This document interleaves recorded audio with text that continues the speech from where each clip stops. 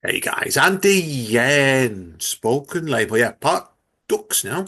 Yes, we're going to be doing a few poems with my friend here, Kathryn Millington. Obviously, Kate to me, but she doesn't let anybody else call her Kate apart from her husband, right? So Okay. we'll get away with it. So, okay, Kate. Now, obviously, you're going to do three poems for us in this part two from Imprint. So, over to you, my friend, with poem number one. Okay, thanks a lot, Andy. So the first poem I'm going to read is the first one from the pamphlet, and it's called Imprint. Imprint.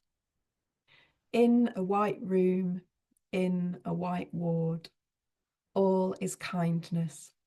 It saturates their looks, their words, their gestures. I have four mothers here. They touch my arm, hold my hand, fetch me tea, call me love. I wish they wouldn't. Now the ultrasound. For an instant, I think I see it. A momentary imprint, a spark of life in all this neutrality. I cannot feel it. Afterwards, freed from the uniform of the operating theatre, they hand me a black and white photo. I do not want it.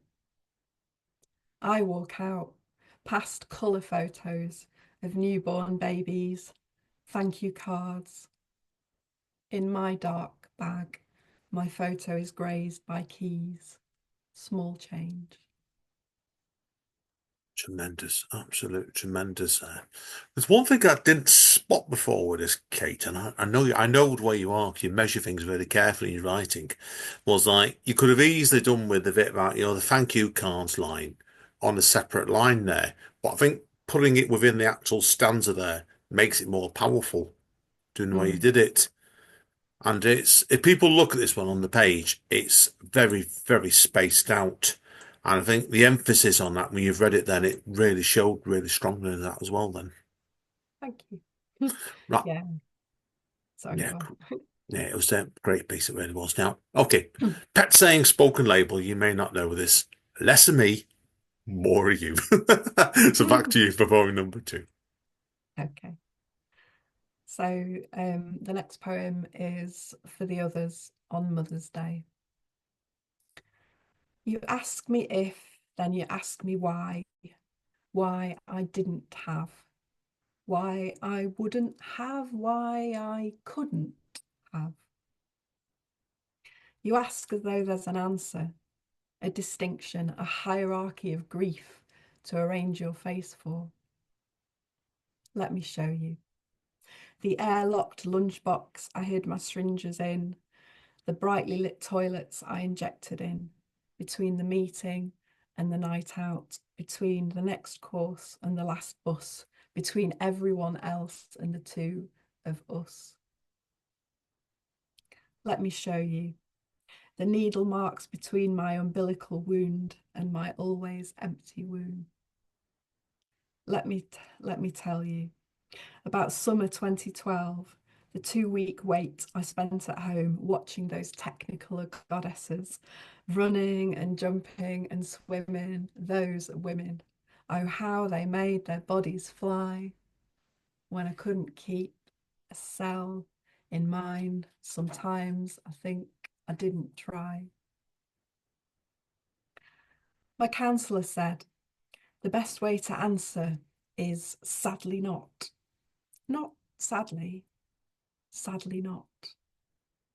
Sadly, the knot untied didn't meet the right girl or right guy. It is not a choice to have a terrible upbringing or to be too scared of repetition or to fear the halt of the pulse inside you or to be too afraid of the one beside you or to be too poor to continue to try to.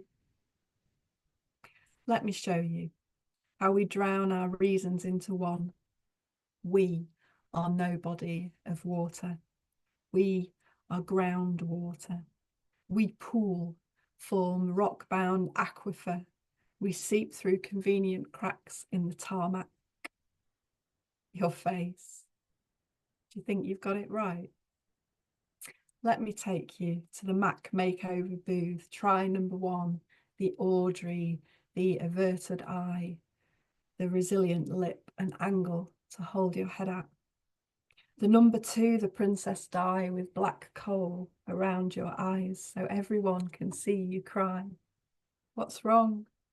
Don't want to be categorized. So come, drown in us, if you like. Really, really powerful. That is really, really powerful.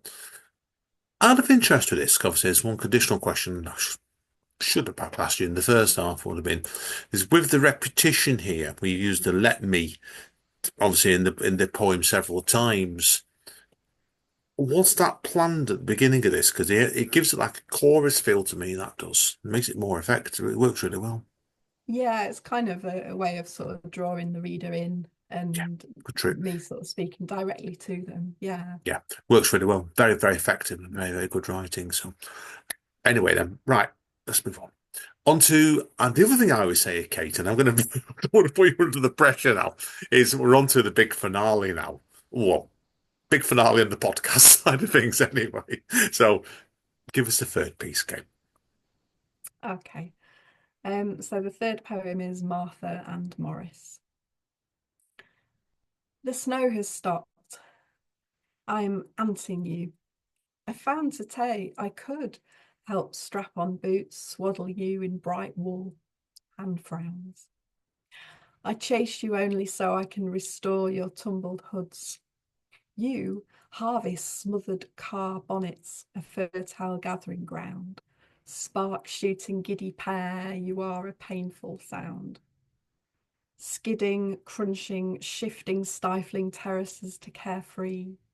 Window reflection, dazzling white, snowballs bouncing all around, blasting my twin frontiers of shame and guilt with your boundless glee. The pain is bearable. God, finally. I am recast in wintry golden light, feeling love, just love, my biology. Now, Auntie Kate or Katie just feels right. And with this tender, rushing, melting glow, I leave green footprints in the snow. Wow, that is truly beautiful ending of that one there, Kate. It's really, really beautiful. Also, is that just me? Is there a rhyming couplet at the end there, or is it just a sound? Yeah, no, there is. Yeah, so it's a sonnet. So Yeah, that's there's sonnet piece. Yeah, it's what I would like it. I knew it was thought it was just one of the sonnets. It's just shit for brains now because I've forgotten already. But sonnets sometimes are like can be much more on the sound, can't they? Almost Mm, sing song, and that's not. It's. Did mhm. you find when you wrote that? It's not as obvious as sonnet, is it? So No, no, it's kind of keeping to the conventions, but yeah, it's a little bit outside the box. that's the way to be. Keeps your readers on the toes, as I always say, right? Anyway, guys, it goes, yeah, that's it for Spoken Label today. I want to thank Kate today. It's been an absolute pleasure with this one. Thank you. Like I said before Same. to you, hang on, head on to TikTok, which will be out before this, but you'll find an additional poem on there. So thank you today, Kate. I know we planned this a while ago, didn't we? And I know it didn't happen for whatever Yeah. reason. So, but Uh-huh. the best laid plans to get there eventually. So Yeah. thank you today to Kath. Call you Kathryn now to wrap up with, right? Not to Okay. confuse you. Well, thank you today, Kathryn. It's been a pleasure. Mhm. Okay, guys and girls, yeah, that's it today for Spoken Label. As my mate Don Callis over at AEW Wrestling says, stay safe and stay over. We will see you all next